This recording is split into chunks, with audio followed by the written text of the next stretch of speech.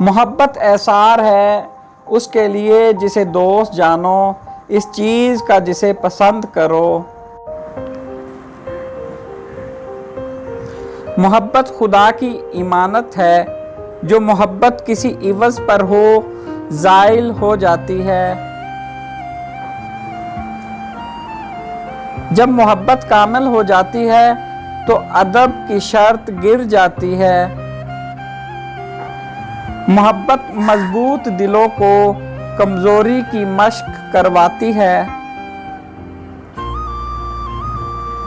Oscar Wilde का कहना है, सच्ची मोहब्बत हमेशा दिलों को जोड़ कर रखती है। जालिनूस का कहना है, मोहब्बत की कोई मंजिल नहीं, उसकी इब्तिदा और इंतहा एक है।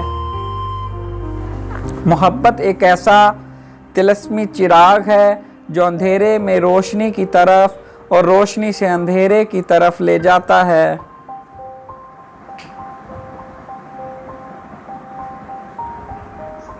हिटलर कहता है, मोहब्बत इंसानी अज़मत के सतूनों के लिए धीमक का काम देती है। मोहब्बत वो खेल है जिसमें अक्ल हार जाती है। अजीम मोहब्बत वो है जो फरीकैन की इज्जत व एहतराम पर मबनी हो।